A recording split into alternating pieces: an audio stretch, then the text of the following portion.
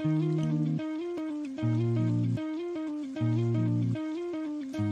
see the Padawan needs one last lesson.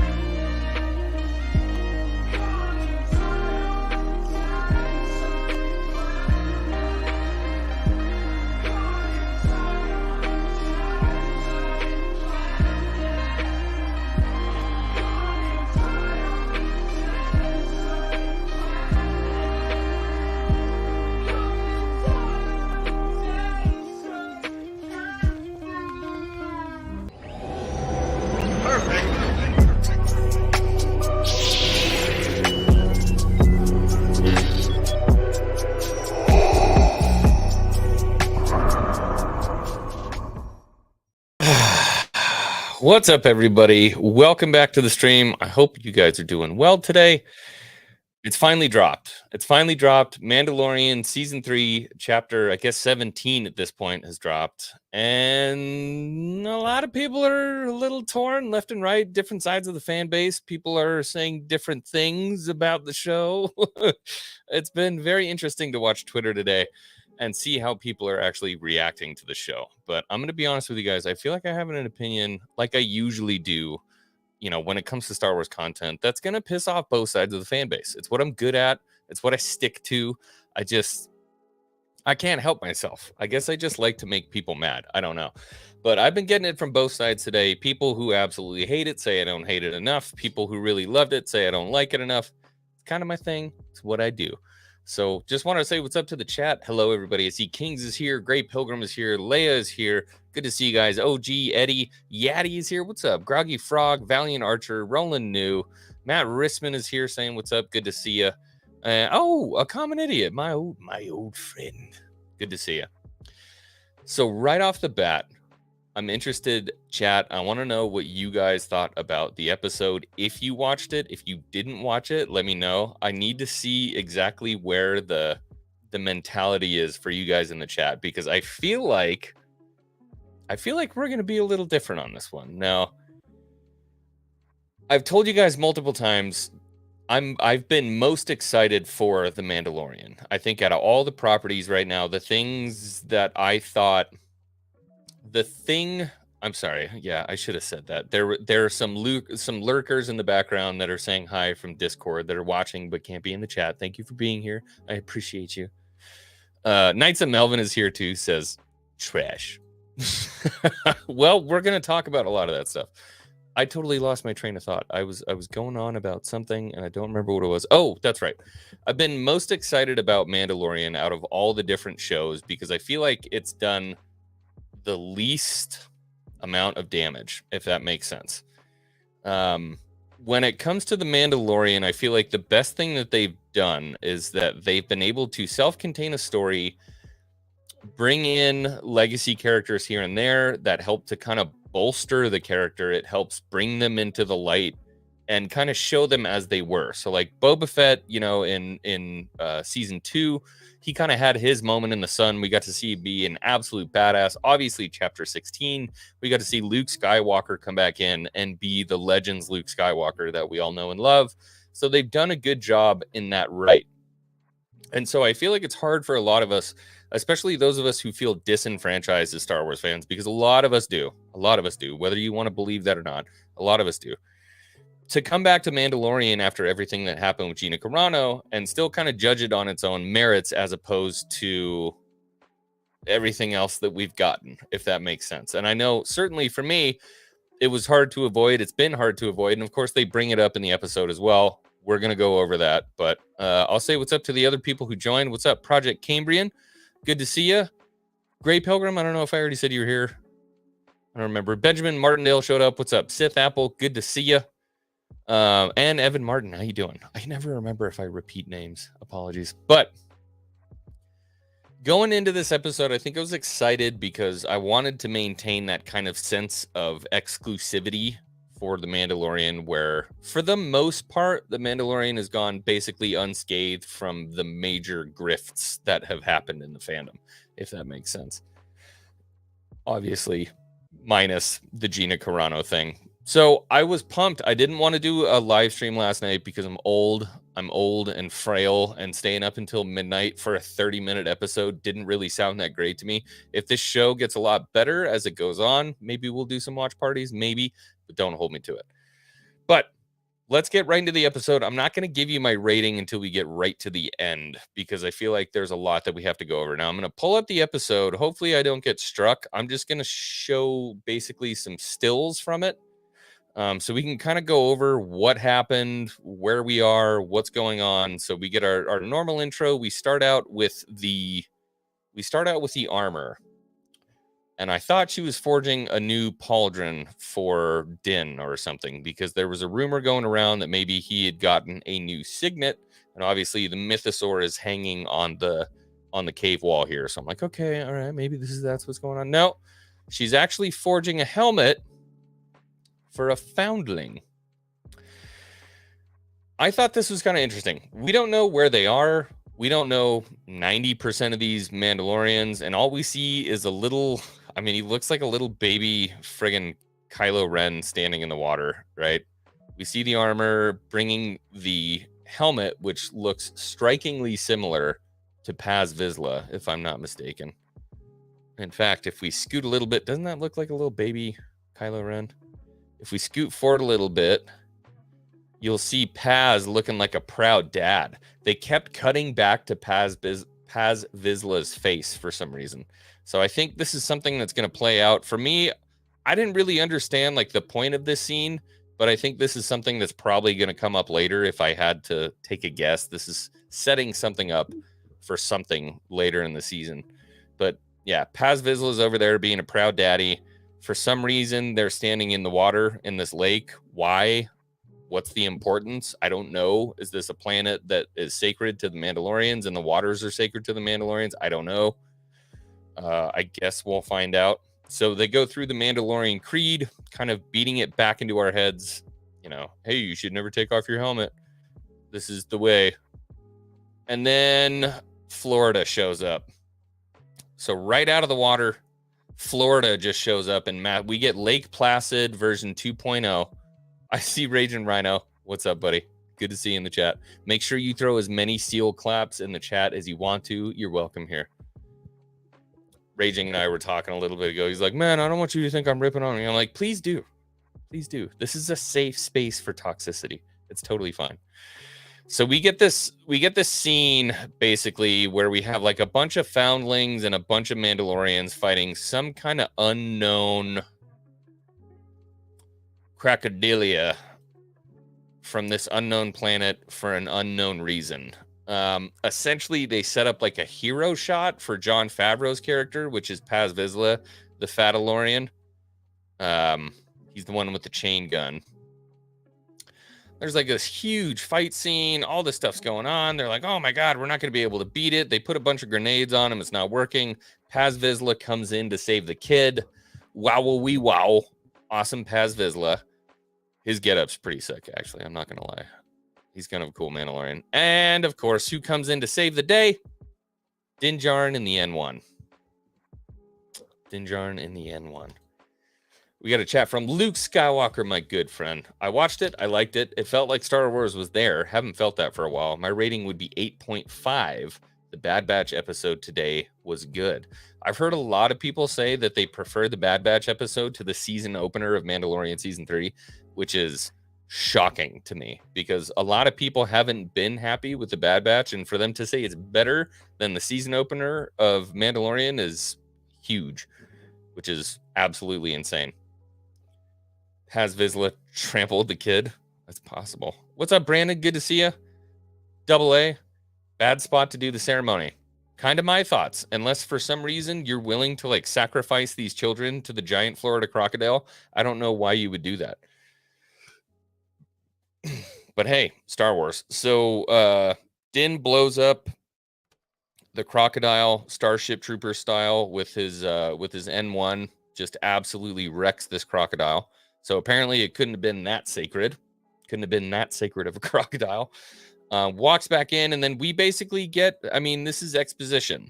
So in this first portion, we get exposition. It's like, hey, by the way, if you didn't watch the Book of Boba Fett, this is why he's doing this stuff. So it's just a retelling of everything that already happened in the Book of Boba Fett, because I don't know. I don't know if they weren't confident enough that people had watched Book of Boba Fett and would know what was going on. Not 100% sure, but we get some exposition basically saying you're an apostate. You got to go back to the mines of Mandalore. You got to take a bath, but also you can't because it's poison and you can't go there. And he goes, well, look what I found. It's a little piece of sea glass. I got some sea glass. What do you think about that? And she goes, this just proves that the surface is completely destroyed. And he goes, well, the mines are underneath the surface. So anyways, it's basically just, this is the setup for him to go back to Mandalore. He needs to go back to the mines. Some kind of justification basically from the armor saying that if I do this, am I going to get accepted back into the clique? That's all I want to do. I want to get accepted back into the clique. And she goes, well, this is the way. So that's kind of where we leave off with the armor. A lot of that like animosity and tension that we kind of felt in Boba Fett between them is kind of missing. I was really hoping maybe we were going to see Paz Vizsla and Mando kind of like, I don't know, share a couple words or something like that. You know, like he's not really a real Mandalorian because he has to go back and atone for his sins or whatever the case may be. I don't know. Like I said, a lot of exposition here, nothing really important. And then this is where it happens. Homeboy winds up in hyperspace. He's on his way to Navarro. And what do we see sticking out the side of hyperspace? Purgles. We get Purgles. If that's not foreshadowing something, I don't know what else to tell you. So this is the first introduction in live action to Purgles, also known as Hyperspace whales. Hyperspace whales. Just from the silhouette, I like the shadow a lot more, and the sizing looks, you know, pretty good and everything like that. I was never a fan of Purgles. I didn't think it was like, I don't know, man. I just feel like there's a million things you can do, and hyperspace whales was like never on my list. I know. Before you wind up in my comment section, I know. But yeah, so we get the hyperspace whales. Hopefully Disney doesn't take me down for that 2-second thing. And then we wind up back on Navarro. So we're back on Navarro. The town looks completely different. Everything has been changed. Basically, Navarro has become this anchor of Outer Rim travel. You know what I mean? Look at how prosperous this looks. If you go back to, you know, season 1, you look at what this place looked, and none of this was paved. It was all, you know, black sand and dirt, and it was really busted up, and it was a haven for criminals and yada, yada, yada. It was another Mos Eisley, essentially. But now we have this like bustling haven with all these people dressed like Roman senators, and it's a really big flex to say like, hey, look at how far Navarro has come. You got the 3PO units walking around talking about how amazing it is and take a bath in the geothermal springs and yada, yada. And then we wind up at the statue of IG-11. Let's see if we can get a still of that statue. That might be a lot to ask for here. But anyways, there's this foot. So there's a statue of IG-11. Essentially, what the statue is like the bottom half of him is copper along with like an arm. And I thought it was really odd that they did that, because they stuck basically his top half in the statue, and then they basically sculpted the rest out of bronze. But if I remember correctly, when we left IG-11, the dude blew himself up with a thermal detonator from his chest. So if there was going to be anything left, it'd probably be the legs and the arms, not where the frickin' thermal detonator went off in the middle of his chest. But story. So let's continue with that. Small nitpick, it's just weird. See, like, that's what's left of him is his torso and like one arm, but the grenade went off in his chest. It just doesn't make sense to me. They're following the sequel trilogy logic of like the Death Star 2 blowing up, and the legs were in lava. Good point, Valiant Archer just brought that up. So yeah, I don't know. This is just because story. It just kind of follows suit with the sequel trilogy. Death Star 2 is just that, like, well, that thing completely evaporated. Like, well, but we need him, so we're gonna go ahead and do that. And then we get the High Magistrate Greef Karga, and this dude, I feel kind of bad for him, because in this whole first episode, all he's doing is trying to convince other people that he's legit. He's like, it's High Magistrate to you. It's High Magistrate to you. By the way, it's High Magistrate to you. I'm like, apparently he hasn't earned the respect of the people or something yet. I don't know, because he keeps having to convince them. And then we get the conversation. So this is the conversation I brought up in the video, whatever it was, like a week ago, where we had the unreleased footage. This was the stuff where they used the really weird language. And, I get it. There were so many people in my comment section that were like, apostate is the correct word to use. And I'm like, I agree. Apostate is the correct word to use in the situation. The definition is not wrong. It's not wrong. I just think it's a fucking weird word to use. It's just a very weird word. So I ended up, spending 30 minutes talking to people in my comment section, basically saying, look, I get it. And then, of course, they name the episode Apostate. Why wouldn't they? So we get this weird conversation about how, you could be landed gentry, like a good man from the 1700s in England. You should have been landed gentry. And a little bit more exposition, just like we got in the beginning of the episode, more exposition as to why do you still have Grogu? Why are you doing this? This doesn't make sense. Basically telling the viewer instead of showing them what's going on. So again, they're telling the viewer, this doesn't make sense. And we're like, yeah, it doesn't. And they're like, yeah, we know.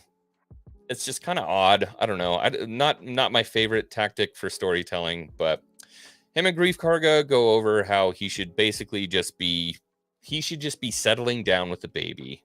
You don't have to do anything else. And he's like, well, I got to go get reaccepted into my clan and yada, yada, yada. And then the pirates show up. So we get introduced to a small band of pirates here. And look who showed up Captain Jack shows up right there. The pirate guy doesn't kill us. Some of the moss on him. The Captain Moss guy has. We get the pirates. The pirates. There is a little bit of moss on his necklace. You're right. Yeah, right there on the right there. So these are underlings of, and I can never remember his freaking name because it's brand new, and I've tried to memorize it today. Lord knows I've made enough memes about this guy for it to last. What was his name? Gorian Shard. Gorian Shard. So these are underlings of Gorian Shard. You can see there's a Clatuinian, which is kind of cool. You get the dog people. He basically says the old bar where they used to party is a school. We can't drink there.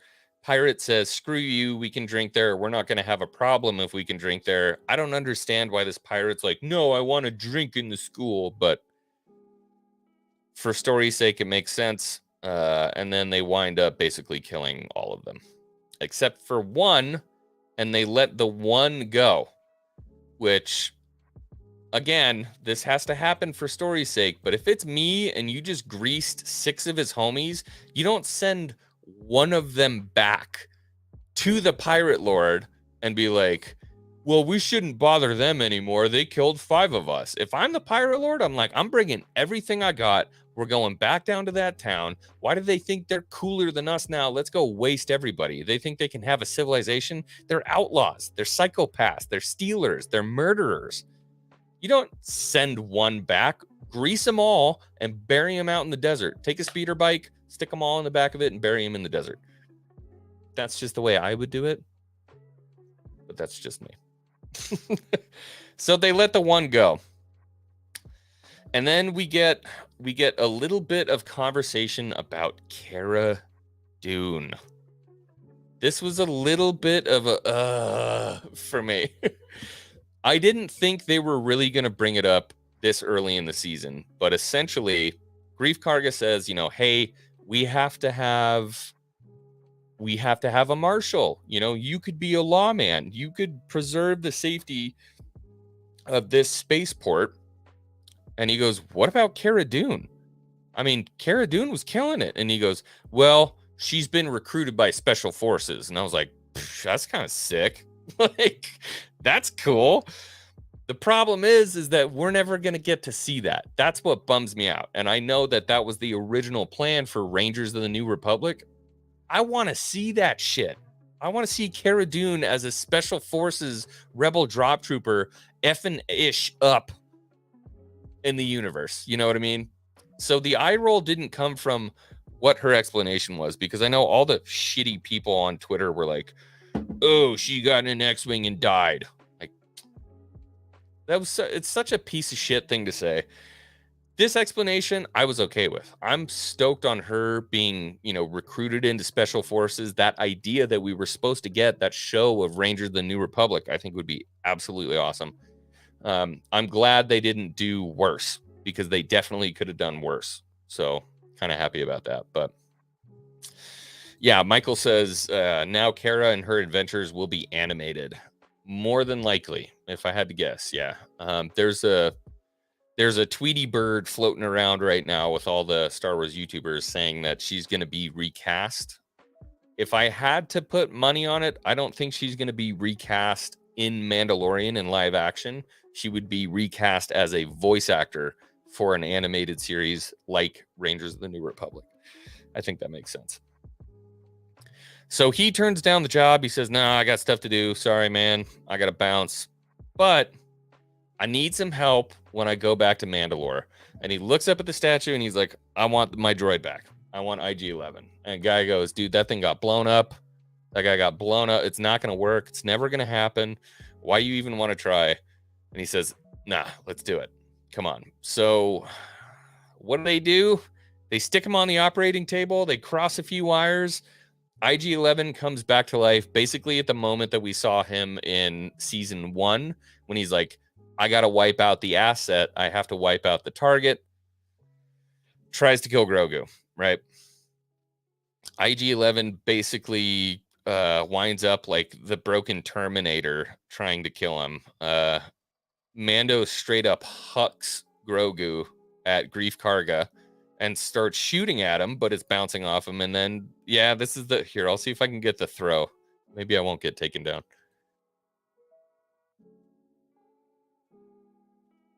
Yay! He just throws the baby across.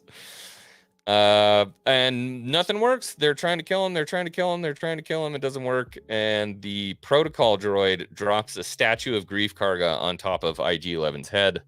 And that's what stops him.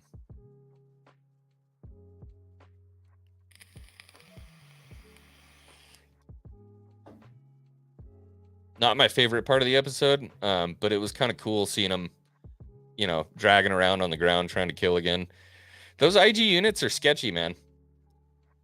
Raging Rhino, good to see you, buddy. We'll be talking soon. Yeah, we're gonna do a little something soon. If you haven't already, go to Raging Rhino. I love him. He's a YouTuber. He does like Raging Rhino rants where he gets upset about Star Wars and just screams in amazing vowels because he's Australian. I adore it. Go check him out. So IG-11's not going to get fixed by Mando. And Grief Karga says, hey, here's the nice thing about this spaceport. We've got the best droid repair crews in the galaxy. And who are those best droid repair crews in the galaxy? And I don't remember the name of their freaking species. They're like Azondizoliers? Azondizoliers? They're a bunch of babu fricks. Little baby babu fricks. Anzalans. That's their name. Anzalans. So the Anzalans, basically, we wind up with this massive kind of corny comedy bit where Grief, you can't really understand what the little babu fricks are saying, and you know, Mando's trying to understand what they're saying, and he doesn't really get it, and then Grief Karga pops his head in, and he just keeps repeating what the people are saying. It goes on a little too long, but they basically say, you can't fix him, you can't fix him, you need to get a new memory chip, you need to get him a new memory chip. So these little babus, he looks the most like little babu frick, basically say, if you get a memory chip, we can fix him. And so he says, okay, I'm going to get a memory chip. And then we wind up with like the corniest little scene in the world. Grogu just hugs the ever-loving crap out of one of these little Anzalans. And yeah, it was a little cheesy. It was definitely a little cheesy for me. But I'm an adult, and we know for a fact they're trying to bring in a lot of kids. So I'm sure little kids are like, oh, that was amazing. Yeah, and he brings it up. He's going, yeah, bad baby, bad baby, bad baby. It was cheesy. It was cheesy, but whatever. It didn't last too long, but it lasted a little too long. You know what I mean? Laura Lynn in the chat, what's up? Good to see you. So yeah, that's where we wind up. Grogu hops back in his fighter, and he's off to go see Bo-Katan, which people have been calling Bo-Katan. I like Bo-Katan. If you want to roll with the Bo-Katan, go for it. But I feel like this episode might have cemented the Bo-Katan name from what we've seen. But we finally got a space battle. We got a little bit of space battle, man. Oh, finally. Got a little bit of space battle. So we got some asteroid fighting between these pirate fighters and the souped up N1, which I was all for. I'm way about it. I love the N1. It has always been my favorite, absolute favorite behind the X-Wing. And yeah, a lot of people, I mean, I was looking around on Twitter and a lot of people were like, it doesn't make sense how he's like darting between asteroids and you know, disappearing and reappearing. I'm like, dude, the N1 was already the Corvette of space, and then they souped up this thing to the point where it's super dangerous now at this point. And so I wasn't mad at it at all. And they kept the original cannons. They added on another engine. I mean, the sound design here was good, and that was the most important thing to me. The sound design has to be perfect on space battles, and I feel like we got some good sound design. Obviously, it was pretty. I mean, the CG here was very well done, so I was happy about that. And then he winds up on this, and oh God, I don't even want to talk about it. We get the Pirate King. The Pirate King.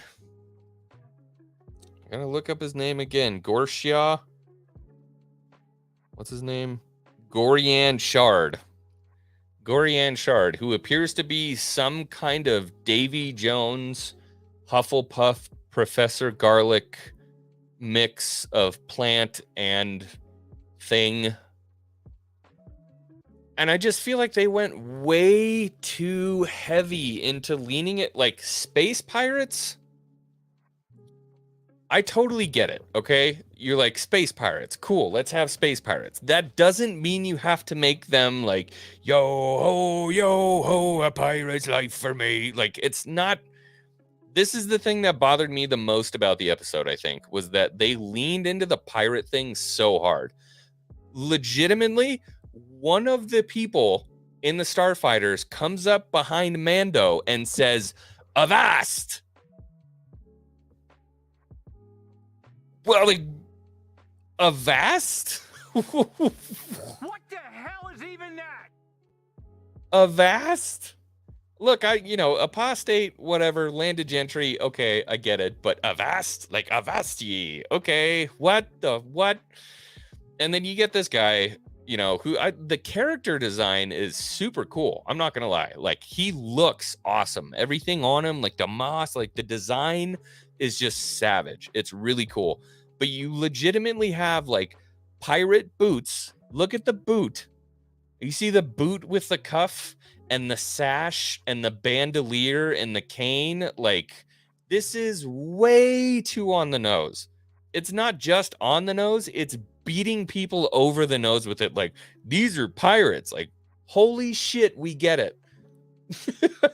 I understand. These are pirates. Like, my God, dude. So this was a little too much for me. This part really took me out. It took me out. I was just like, he's got like leopard skins on his chair and like leather and leopard skins and a cane, the pirate boots, a bandolier. Like, bro, just take it easy. Just take it easy. Take it easy on that. So yeah, homie's like, by the way, don't ever trust a pirate. Smashes the gas and heads out of there. And then winds up, and I don't remember the name of the planet, forgive me, but at Bo-Katan's castle, where he basically walks up and has a conversation with Bo, and she's like, look, I tried. Too bad. So sad. If you don't have the Darksaber, there's no point in trying to retake Mandalore. She tried. She got her butt whipped. They don't care. They don't care about her or anything she's trying to do because she doesn't have the Darksaber. It's kind of like a boo-hoo, too bad, so sad. It basically says, you can go get them to follow you if you have the Darksaber. So go wave that thing around and they'll follow you. And he's like, I don't really care. I need to go to Mandalore. Oh yeah, wave that thing around and they'll do whatever you say. That's what she says. So yeah, that's like, he's like, okay, and then turns around and walks away. And that's the end of the episode.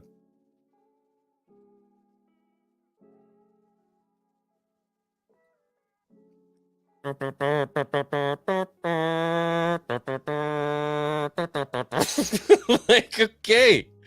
So yeah, that was the end of the episode.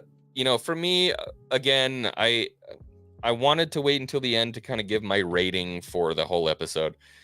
It was very pretty. It was very pretty.